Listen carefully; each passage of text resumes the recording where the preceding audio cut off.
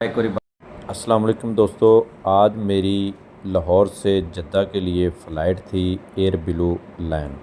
तो आज मैं इसका मुकम्मल रिव्यू दिखाऊंगा कि ये कैसी फ़्लाइट है और इसमें सफ़र करना आपके लिए कैसा है। हमारी फ़्लाइट तकरीबन 11:20 पर थी, लेकिन हम 8:45 बजे एयरपोर्ट पहुँचे, अल्लामा इकबाल एयरपोर्ट पर। तो वहाँ पे बहुत ज़्यादा रश था, तो हमने गाड़ी पार्किंग में लगाई और पता किया रवानगी का। तो पता चला कि फ़्लाइट तकरीबन 2 घंटे लेट है। 1:45 पर रवानगी है और 10 बजे बोटिंग शुरू होगी। फिर हमने थोड़ी देर बाद पता किया तो पता चला जी कि 1:40 पर है। अभी मैंने 1 माह पहले एयर ब्लू लाइन की टिकट बुक करवाई थी, जो कि 1,56,000 में 1 माह पहले बुक हुई थी। तो तकरीबन 10 बजे तक हमने इंतज़ार किया और यहाँ पे बहुत ज़्यादा लोग थे, क्यों ना कि एक आदमी को छोड़ने के लिए एयरपोर्ट पर रवानगी के लिए आने वालों के साथ उनके बहुत ज़्यादा अज़ीज़ व क़रीब होते हैं, जिसकी वजह से गाड़ियों का बहुत ज़्यादा रश हो जाता है। हमने एक ऐसी ही गाड़ी ली, छोटी सी, जिसके ऊपर सामान रखा और सामान लेकर हम भी बोर्डिंग रूम की तरफ रवाना हो गए। मौसम काफ़ी अच्छा था, धुंध स्मोक वगैरह नहीं थी और लोगों की बहुत ज़्यादा तादाद अपने अज़ीज़ व क़रीब को एयरपोर्ट पर छोड़ने के लिए आई थी, जिन्होंने बाहर दूसरे आउट ऑफ कंट्री जाना था। और काफ़ी लोग अपने अज़ीज़ व क़रीब जो दूसरे ममालिक से या उम्रा ज़ारिन जो कि वापस मुल्क आ रहे थे, उनको इस्तकबाल करने के लिए एयरपोर्ट पर आए हुए थे। हमने भी वहीं पे बैठ के सर्दी में इंतज़ार किया, क्योंकि एयरपोर्ट पर कोई भी मुनासिब जगह बैठने के लिए नहीं है। जो चेयर वगैरह लगाई गई हैं वो बहुत ही कम तादाद में है, ना कोई पानी का इंतज़ाम है यहाँ पे और ना ही बैठने के लिए इंतज़ाम है। फिर 10 बजे बोटिंग शुरू हुई, तो हमने भी आस्ता आस्ता अपना सामान लिया और एयरपोर्ट के अंदर दाखिल होने के लिए चल पड़े। मेरे साथ फैमिली थी और हमने अपने टिकटें और पासपोर्ट, वीज़ा अपने हाथ में पकड़ा और जो सिक्योरिटी वाले थे उनको हमने चेकिंग करवाया। चेक करने के बाद हम यूँ ही अंदर गए तो हमारा सामान अलग से चेक हुआ, जो कि चैन के ऊपर रखकर अंदर लाया गया और वहाँ से हम फिर अपना सामान लेकर एक तरफ रवाना हुए, जहाँ पे ऐसे प्लास्टिक के कवर जो है वो बैग के ऊपर चढ़ाए जाते हैं। तो हमने भी अपने 2 बैगों के ऊपर ऐसे प्लास्टिक कवर चढ़ाए, ताकि रास्ते में बैग खोला ना जाए, इसमें जो भी हमारा सामान है वो ऐसे ही जो है आगे हमें मिल जाए, क्योंकि सामान हमारा अलग से बोटिंग के लिए ले जाते हैं और हम अलग जहाज़ में होते हैं। सामान हमें बाद में मिलता है और हम पहले दूसरे एयरपोर्ट पर पहुंच जाते हैं। फिर यहाँ पे सामान के लिए हमने बोटिंग करानी थी, सामान जमा करवाना था और यहाँ पे ज़लालत का आगाज़ असल में हुआ, जहाँ पे एक आदमी था जो कि बोटिंग कर रहा था और यहाँ पे इतनी लंबी कतार लगी हुई थी। बुज़ुर्ग जो थे, मज़दूर जो थे, वो इतने परेशान थे, कतार में खड़े थे, उनके लिए अलग से कोई प्रॉपर इंतज़ाम नहीं था।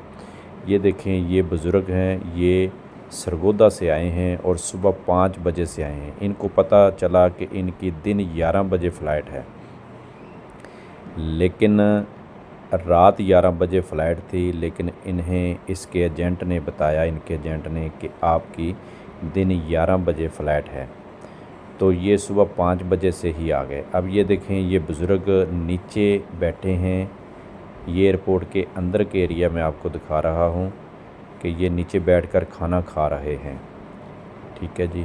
اور یہ جو بوٹنگ والا بندہ ہے، یہ دیکھیں ان کی عمریں دیکھیں، اور دیکھیں کیسے نیچے زمین پہ بیٹھے ہوئے ہیں، اور یہ دیکھیں رش لگا کر آگے وہ آپس میں گپیں لگا رہے ہیں۔ پہلے ہی ایئر بلو لائن 2 گھنٹے تاخیر کا شکار ہوئی، پھر اب یہ بوٹنگ والے دیکھیں کتنے آہستہ آہستہ کام کر رہے ہیں۔ یہاں سے اللہ اللہ کر کے ہم نے سامان جمع کروایا، اور ہمارے سیٹیں انہوں نے ایسے دی کہ ایک بچے کو فرسٹ سیٹ پہ بٹھا دیا، دوسرے کو درمیان میں، مسز کو سب سے اینڈ پہ، اور مجھے کسی اور جگہ پہ۔ یہ میرے ساتھ ہی نہیں ہوا، یہ سب میسنجر کے ساتھ انہوں نے ایسے ہی کیا۔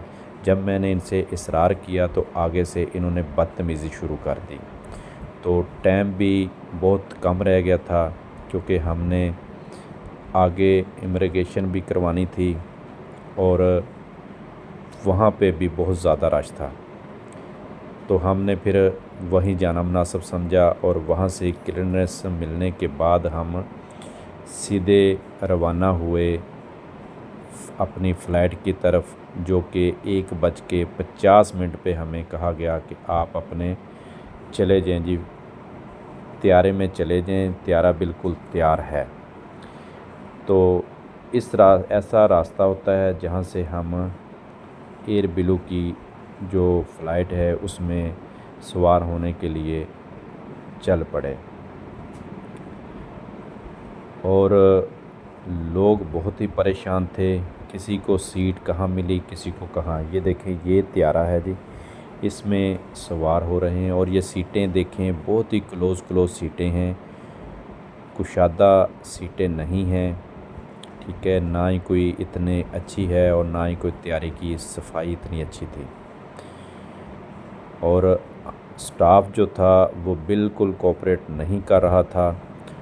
تو انہوں نے کہا جی ایک دفعہ آپ بیٹھ جائیں، پھر ہم بعد میں آپ کو ایڈجسٹ کر دیں گے، لیکن کسی نے ایڈجسٹ نہیں کیا۔ بعد میں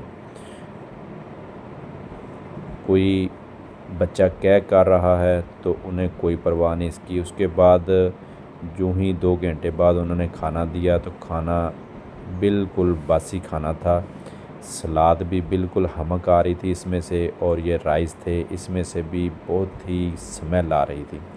تو میں نے ایئر ہوسٹس سے کہا کہ یہ کھانا آپ کا ٹھیک نہیں ہے، آپ اسے چیک کریں۔ تو انہوں نے کھانا واپس لے لیا، اور مجھے ایک اور ڈبہ کھانے کا دے دیا، وہ بھی ویسا ہی تھا۔ پھر میں نے ان سے اصرار کیا کہ آپ سبھی کو ایسا دے رہے ہیں، پھر اس میں سے مجھے ایک اور اندر سے لا کر کچھ رائس دے دیے، بس وہ بھی ایک نام کے ہی تھے، اور اوپر سے ایک چائے کا کپ دے دیا، اور کوئی وہ بھی صفائی کا بالکل اس طیارے میں مجھے نظر نہیں آیا، اور جو سٹاف تھا وہ بھی میسنجر کے ساتھ کوئی اچھا ان کا بیہیو نہیں تھا۔